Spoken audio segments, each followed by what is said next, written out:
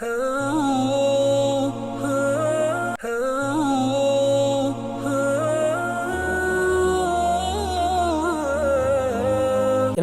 புனித மதீனா முனவ்வரா உடைய பள்ளிவாசல் அல் மஸ்ஜிது நபவியுடைய ஹுத்பாவை ஹத்தீப் அஹ்மத் பின் அலி ஹுதைஃபி ஹஃபிதஹுல்லாஹ் அவர்கள் நிகழ்த்தியிருந்தார். ஹுத்பாவின் தலைப்பு அல்லாஹ்வின் அன்பு என்றால் என்ன, அதனுடைய விளைவுகள் என்ன, அதனுடைய முடிவுகள் என்ன, அதன் மூலமாக கிடைக்கின்ற பலாபலன்கள் என்ன என்பதாகும். அல்லாஹ்வை புகழ்ந்து நபி ஸல்லல்லாஹு அலைஹி வஸல்லம் அவர்கள் ஸலவாத்து ஸலாம் சொல்லி தக்வாவை வலியுறுத்தியதன் பின்பு அல்லாஹ்வுடைய அடியார்களே, அறிந்து கொள்ளுங்கள், உண்மையான அன்பு என்பது உள்ளத்திலே ஊடுருவக்கூடிய உண்மையான அன்பு என்பது அது மனிதனுடைய உணர்வுகளோடு சம்பந்தப்பட்ட ஒன்றாக இருக்கிறது. மனிதனுடைய உணர்வுகளில் மிக உயர்ந்தது தான் அந்த அன்பு என்பது, பாசம் என்பது. அதுதான் ஒரு மனிதனுடைய உணர்வுகளில் உண்மையின் அடையாளம் அன்பு என்பதாகும். கவிஞர்கள், அரபு மொழியிலே புலமை பெற்றவர்களுடைய வார்த்தைகளின் மூலமாக நாங்கள் அவைகளை அறிந்து கொள்கின்றோம். அவருடைய உணர்வுகளை வெளிப்படுத்துகின்ற போது அன்பின் மூலமாக அவர்கள் வெளிப்படுத்துவதை நாங்கள் பார்க்கின்றோம். இந்த அன்புகளிலே மிக முக்கியமான ஒரு அன்பு இருக்கிறது. சடவாதத்தை விட்டும் உலக மோகங்களை விட்டும் ஒரு மனிதனை தூரமாக்கி உயர்வின் பக்கம் மனிதனை இட்டுச் செல்லக்கூடிய, மன இச்சைகளை விட்டு மனிதனை தூரமாக்கி தார்மீக விடயங்களின் பக்கம் மனிதனை இட்டுச் செல்லக்கூடிய ஒரு அன்பு இருக்கிறது.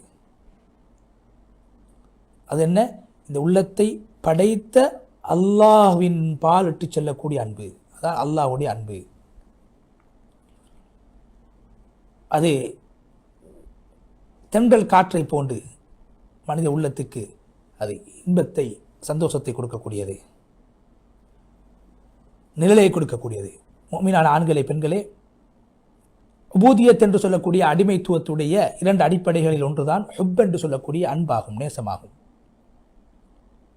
அந்த உபூதியத் என்று சொல்லக்கூடிய அடிமைத்துவம் இரண்டு அடிப்படையான விடயங்களில், அது இரண்டு கால்களை போன்று, இரண்டு இறகுகளை போன்று, இரண்டு அடிப்படைகளோடு சம்பந்தப்படுகிறது. அது என்ன?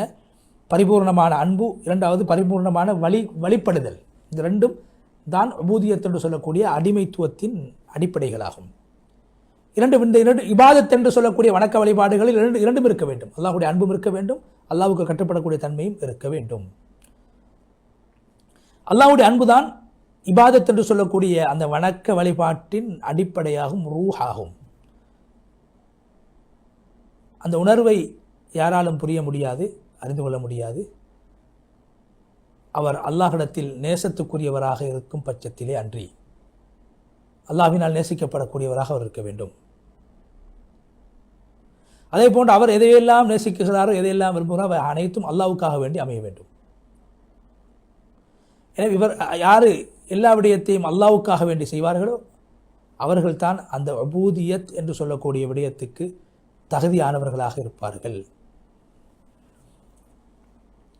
ஒரு கவிதையை சொல்கிறார்கள், யா அல்லாஹ், நீ அல்லாத விடயத்துக்காக வேண்டி, உன்னை அடைந்து கொள்ள வேண்டும் என்ற விடயம் அல்லாத வேறு விடயத்துக்காக வேண்டி நாங்கள் விழித்திருப்பது என்பது அது பாத்திலாகும், அது பொய்யாகும்.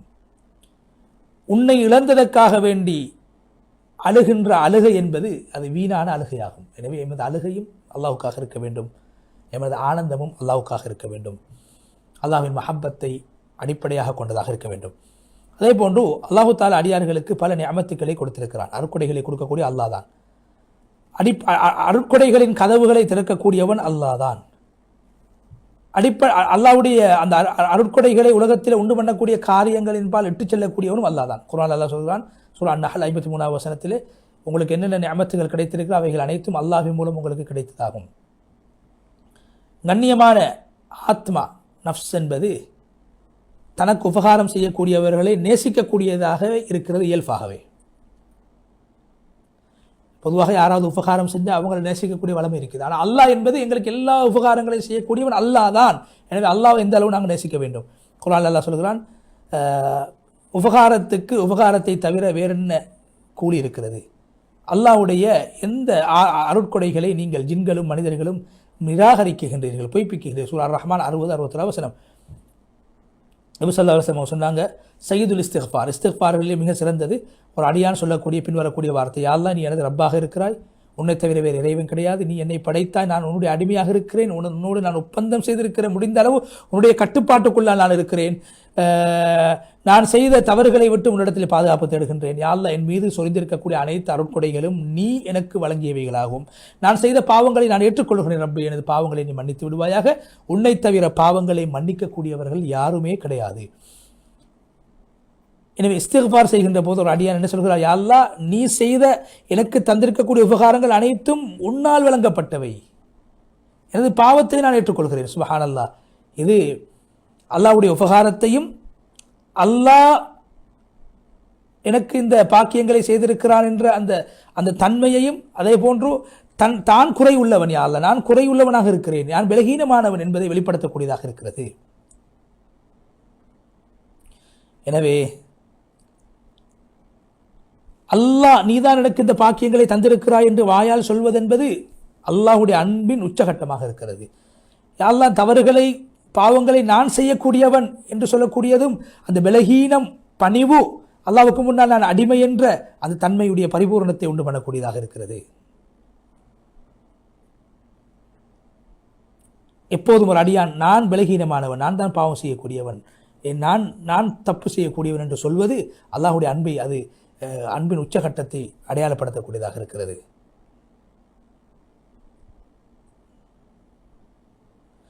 எவ்வளவுதான் ஒரு அடியான் அல்லாஹ்வுடைய விடயத்தில் முயற்சி செய்தாலும் கூட அந்த அடியான் அல்லாஹ்வுக்கு பிரதிபகாரம் செய்கிற விடயத்திலே குறை செய்யக்கூடியவனாகவே இருக்கிறான். ஒரு கவிதையை சொல்கிறார்கள், எல்லா புகழையும் நான் அல்லாஹ்வுக்காக வேண்டி செலுத்துகிறேன், நான் புகழ்வதெல்லாம் அல்லாஹ் என் மீது தந்திருக்கக்கூடிய உபகாரங்களை அடிப்படையாக வைத்துத்தான். ஒரு கடலை போல, கடலுக்கு தண்ணீர் கடலிலிருந்து அது மேகத்தின் பால் சென்று மேகம் மழையாக பொழிகிறது. எனவே கடலுக்கு சிறப்பு எதன் மூலமாக கிடைக்கிறது என்றால், அந்த மேகத்தின் தண்ணீர் கடலிலிருந்து பெறப்பட்ட காரணத்தினால், கடலிலிருந்து தான் மேகத்துக்கு சென்று அதுதான் மழையாக பொழிகிறது. எனவே யா அல்லாஹ், நான் உனக்கு உன்னை புகழ்வதெல்லாம் நீ எனக்கு என் மீது சொரிந்திருக்கக்கூடிய அருட்கொடைகள், பாக்கியங்கள், வெகுமதிகளை அடிப்படையாக கொண்டுதான் என்று சொல்கிறார்கள். அந்த கவிதையை படிக்கிறார்கள். நபி ஸல்லல்லாஹு அலைஹி வஸல்லம் அவர்கள் அல்லாஹ்வுடைய அடியார்களை மிக உயர்ந்தவர்களாக, கண்ணியமானவர்களாக, சிறந்தவர்களாக இருக்கிறார். மிக அதிகமாக இஸ்திக்பார் செய்யக்கூடியவர்களாக, அல்லாஹ் பக்கம் மீளக்கூடியவர்களாக நபி ஸல்லல்லாஹு அலைஹி வஸல்லம் காணப்பட்டிருக்கிறார். அபூ ஹுரைரா ரலியல்லாஹு சொல்கிறார்கள், நபி ஸல்லல்லாஹு அலைஹி வஸல்லம் அவர் சொன்னதாக, நான் ஒரு நாளைக்கு 70 தடவை விட அதிகமாக அல்லாஹ்விடத்தில் இஸ்திக்பார், பாவ மன்னிப்பு தேடுகிறேன், தௌபா செய்கிறேன். நபி ஸல்லல்லாஹு அலைஹி வஸல்லம் அவர்கள் முன்பின் பாவங்கள் மன்னிக்கப்பட்டவர்கள். அப்படி இருந்தும் அது அல்லாஹ்வின் அன்பை வெளிப்படுத்த வேண்டும் என்பதற்காக, அந்த மஹப்பத்தின் உச்சகட்டத்தை அடைய வேண்டும் என்பதற்காக நபி ஸல்லல்லாஹு அலைஹி வஸல்லம் அவர்கள் அல்லாஹ் விரும்பக்கூடிய அந்த இஸ்திக்பாரை, தௌபாவை ஒவ்வொரு நாளும் 70 தடவைக்கு அதிகமாக செய்வார்கள். அல்லாஹ்வுடைய அடியார்களே, எப்போது ஒரு அடியான் அல்லாஹ்வுடைய சிஃபாத்துகள், தன்மைகளை, அல்லாஹ் தன் மீது சொந்திருக்கக்கூடிய பாக்கியங்களை சிந்திக்க ஆரம்பிப்பாரோ அப்போது அவருடைய உள்ளத்தில் அல்லாஹ்வுடைய அன்பு மிகைத்துவிடும். அல்லாஹும் அல்லாஹ்வுடைய ரசூலும் மிகவும் நேசத்துக்குரியவர்களாக மாறிவிடுவார்கள். ஏன், அதுதான் ஈமானுடைய சுவை என்பது. ஈமானுடைய சுவை என்பது நபி ஸல்லல்லாஹு அலைஹி வஸல்லம் அனஸ் இப்னு மாலிக் அறிவிக்கிறாங்க, யாரிடத்தில் 3 விடயங்கள் இருக்குமோ அவர்கள் ஈமானுடைய சுவை அடைந்து விட்டார். முதலாவது, அல்லாஹும் ரசூலும் அவர்களுக்கு மிக விருப்பத்துக்குரியவர்களாக இருக்க வேண்டும். இரண்டாவது, யார் ஒரு அடியானை அல்லாஹ்வுக்காக வேண்டி நேசிக்கிறாரோ, அதே போன்று யார் இஸ்லாத்துக்கு வந்ததுக்கு பின்னால், இஸ்லாத்தை ஏற்றுக்கொண்டதுக்கு பின்னால், அல்லாஹ் நரகத்தை விட்டு பாதுகாத்ததுக்கு பின்னால் மீண்டும் குஃப்ருக்கு செல்வதை எவர் வெறுக்குகிறாரோ, எப்படி வெறுப்பார் என்றால், நெருப்பில் போடப்படுவதை போன்று, ஒருவர் நெருப்பில் போடப்படுவதை எப்படி வெறுப்பாரோ அது போன்று குஃப்ருக்கு மீண்டும் செல்வதை ஒரு முஃமின் வெறுக்க வேண்டும். இதுதான் ஈமானுடைய சுவை என்று ஸல்லல்லாஹு அலைஹி வஸல்லம் அவர்கள் குறிப்பிட்டார்கள். எனவே அல்லாஹ்வுடைய மஹப்பத்தை உண்டு பண்ணக்கூடிய விடயங்களை அதிகமாக செய்வதென்பது அல்லாஹ்வுடைய நிஅமத்துக்களை உலகத்தில் அது அதிகப்படுத்துவதற்கு காரணமாக அமையும்.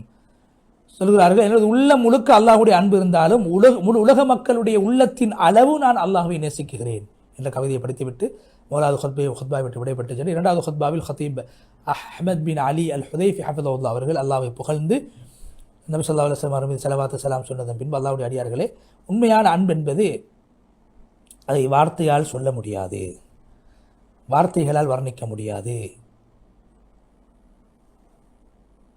அந்த அன்பு, அந்த உண்மையான அன்பு என்பது அது பெற்றுக்கொள்ளப்பட வேண்டும், அது நடைமுறையில் இருக்க வேண்டும், அதனுடைய அடையாளங்கள் வெளிப்பட வேண்டும். மஹப்பத் என்ற வார்த்தையை அதைவிடவும் மிகவும் உயர்ந்த ஒரு வார்த்தையால் தான் வர்ணிக்க முடியும். அந்த மஹப்பத் என்பது பெற்றுக்கொள்ளப்பட்டால் அதை எந்த வார்த்தையாலும் வர்ணிக்க முடியாது.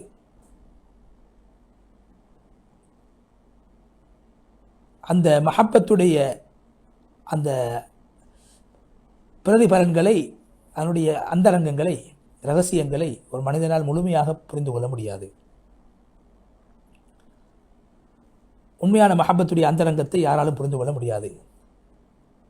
அது மனிதனுடைய அல்லாஹ்வுக்கு கட்டுப்படுதல், வழிபடுதல், நேசிக்கப்படக்கூடியவனுக்கு கட்டுப்படுதல், இவ்வாறான விடயங்களின் மூலமாகத்தான் என்னுடைய அன்பு வெளியாக வேண்டும். தவிர வெறும் வார்த்தை அல்ல அன்பு என்பது.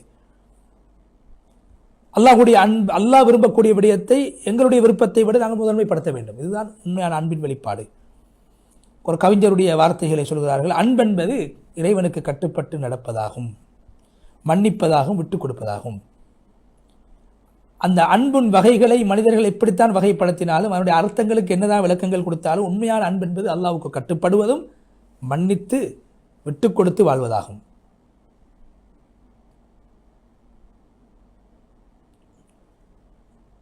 அவனை நேசிக்குகின்ற விடயத்தில் எனது ரூஹை நான் கொடுத்து, என் உயிரை நான் கொடுத்து விட்டேன். எனவே யார் ஒரு விடயத்தை விரும்புவாரோ அவர் அன்பென்று சொல்லக்கூடியதை விட பெருமதியான ஒன்றை ஒருபோதும் தெரிவு செய்ய மாட்டார். அன்புதான் உலகத்தில் மிக உயர்ந்த குணங்களில் ஒன்றாக இருக்கிறது. உண்மையான அன்பென்பது அல்லாஹ்வை கட்டுப்படுத்தக்கூடிய தன்மை ஒரு மனிதனிடத்தில் உண்டு பண்ணும். அல்லாஹ்வை கட்டுப்படுவது என்பது நபி ஸல்லல்லாஹு அலைஹி வஸல்லம் அவர்களை பின்பற்றாமல் ஒரு நாளும் உருவாக முடியாது. ஒரு முஃமின், அல்லாஹ்வை நேசிக்கக்கூடிய முஃமின் உண்மையிலே அல்லாஹ்வை நேசிக்கக்கூடியவராக இருந்தால் அல்லாஹ்வுடைய ஹபீபை அவர் நேசிக்க வேண்டும். அல்லாஹ் தஆலா குர்ஆனிலே 2 நன்மாராயங்களை சொல்லியிருக்கின்றான். ஒன்று, அல்லாஹு தஆலா ஒரு மனிதன் நேசிப்பது, நபி ஸல்லல்லாஹு அலைஹி வஸல்லம் அவர்களை பின்பற்றுவதன் மூலமாக அல்லாஹ்வுடைய அன்பு ஒரு மனிதனுக்கு கிடைக்கும். இரண்டாவது, அந்த மனிதனுடைய பாவங்கள் மன்னிக்கப்படும். அல்லாஹ் குர்ஆனில் சொல்கிறான், நீங்கள் அல்லாஹ்வை நேசிக்கக்கூடியவர்களாக இருந்தால் என்னை பின்பற்றுங்கள் என்று நபியை நீங்கள் மக்களை பார்த்து சொல்லுங்கள். அப்படி அந்த மக்கள் உங்களை பின்பற்றினால் அல்லாஹ் அந்த யாரெல்லாம் நபியை பின்பற்றுவார்களோ அவர்களை நேசிப்பான். உங்களுடைய பாவங்கள் அனைத்தையும் அல்லாஹ் மன்னித்து விடுவான். அல்லாஹ் மன்னிக்கக்கூடியவனாகவும் அன்பு காட்டக்கூடியவனாக. சூரா ஆல இம்ரான் 31வது வசனம். யா அல்லாஹ், அவனுடைய அன்பை, உன்னை நேசிக்கக்கூடியவருடைய அன்பை, உன் பக்கம் எங்களை இட்டுச் செல்லக்கூடிய விடயங்களை நேசிக்கக்கூடிய அந்த தன்மை எங்களுக்கு நீ தருவாயாக என்று சொல்லி, இறுதியாக இன்றைய நாள் மிக முக்கியமான ஒரு நாளாக இருக்கிறது. நபி ஸல்லல்லாஹு அலைஹி வஸல்லம் அவர்கள் அதிகமாக ஸலவாத்து சொல்லப்பட வேண்டிய நாளாக இருக்கிறது. நாட்களில் சிறந்த நாள் வெள்ளிக்கிழமையாகும். எனவே இந்த நாளில் அதிகமாக ஸலவாத்து சொல்லுங்கள் என்று சொல்லி நபி ஸல்லல்லாஹு அலைஹி வஸல்லம் அதிகமாக ஸலவாத்து சொல்லுங்கள் என்று வலியுறுத்தி நீண்ட துஆவை செய்து ஹத்தீப் அஹ்மத் பின் அலி அல் ஹுதைஃபி ஹஃபிதஹுல்லாஹ் முழுமையாக மக்கா மதீனா முனவராவுடைய ஹுத்பா விட்டு விடைபெற்று சென்றார்கள். இறுதியாக நாங்கள் புனித மஸ்ஜித் அக்ஸாவுடைய ஹுத்பாவை நேயர்களுக்கு மொழிபெயர்க்க உள்ள, அதற்கு முன்னால் ஒரு இடைவேளை.